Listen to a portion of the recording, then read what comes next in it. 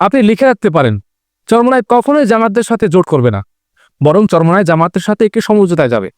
জোট আর সমঝোতার মধ্যে আকাশ পাতাল পার্থক্য রয়েছে, যা আপনারা অনেকেই জানেন। বাংলাদেশের রাজনৈতিক প্রেক্ষাপটে ইসলামী আন্দোলন বাংলাদেশ চরমোনাই পীরের সংগঠন বরাবরই দ্বিচারিতার মুখোমুখি হয়। ইসলামী আন্দোলন বাংলাদেশ ইসলামী ঐক্যের স্বার্থে জামায়াতে ইসলামী বাংলাদেশের সাথে সমঝোতা করার উদ্যোগ নিয়েছে। এটি মোটেও জোট নয়, বরং ইসলামের পক্ষে একটি ভোট একত্র করার জন্য সাধারণ সমঝোতা। কিন্তু এই সমঝোতাকে দেখে একটি বিশেষ মহল তীব্র বিরোধিতা করছে, বিশেষ করে জমিয়তে ওলামা ইসলাম। তারা বলছে জামায়াতের আকীদার সমস্যা আছে, তাদের সাথে কোনো প্রকার সমঝোতা ঐক্য হতে পারে না। অথচ এরা ভুলে গিয়েছে 18 দলীয় জোটের ভিতরে তারা জামাতের সাথে ছিল, তখন জামাতের আকীদায় কোনো সমস্যা ছিল না। আজ ইসলামী আন্দোলন বাংলাদেশ চরমোনাই পীরের সংগঠনের সাথে যখন সমঝোতা করতে চাইছে, তাতেই তাদের আপত্তি। কথায় আছে না, কত দোষ নন্দ ঘোষ, ঠিক তেমনই অবস্থা হয়েছে চরমোনাইয়ের সাথে, আর কিছুই নয়। আসলে জমিয়তের সমস্যাটা আকীদার সাথে নয়, সমস্যাটা হলো স্বার্থ। কারণ জমিয়ত মনে করে যদি তারা ইসলামী আন্দোলন ও জামাতের সাথে সমঝোতায় আসে, তখন তাদের নিজস্ব আসনগুলো অনিশ্চিত হয়ে যেতে পারে। এজন্য তারা ইসলামী ঐক্যের পথে বাধা হয়ে দাঁড়াচ্ছে। অপরদিকে তারা বিএনপির সাথে জোটে আগ্রহী। বিএনপির আকীদা খুব ভালো তাদের কাছে। বিএনপির ছায়াতলে গেলে তারা মনে করে তাদের নিশ্চিত আসন থাকবে, অর্থাৎ জুটা খাওয়াই তাদের মূল লক্ষ্য, মূল উদ্দেশ্য। ইসলামী ঐক্য নয়, উম্মার শক্তি নয়, বরং নিজেদের স্বার্থই তাদের চিন্তা।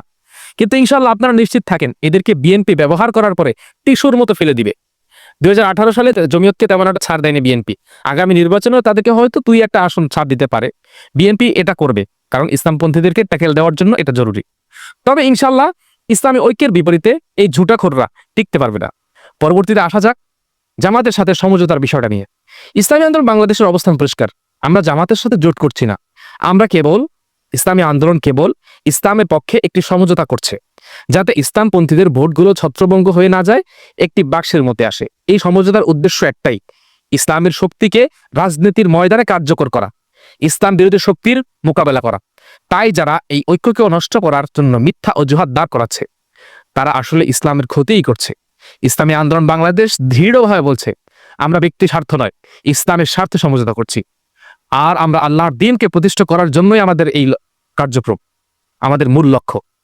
অতএব এই সমঝোতার ক্ষেত্রে যতই মুনাফিকরা আসুক না কেন, যত বড় ঝুটাখোররাই বিপরীতে দাঁড়াক না কেন, ইনশাআল্লাহ জনগণ তাদেরকে চিনে ফেলেছে।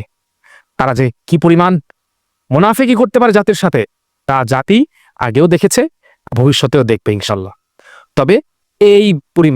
তবে এই ঝুটাখোররা, এই মুনাফিকরা ইসলামী শক্তির বিপরীতে দাঁড়াতে পারবে না। ইনশাআল্লাহ দেখবেন তারা আগামী নির্বাচনে বিএনপির সাথে মারাত্মক লেভেলের অপদস্থ, অপমানিত হবে।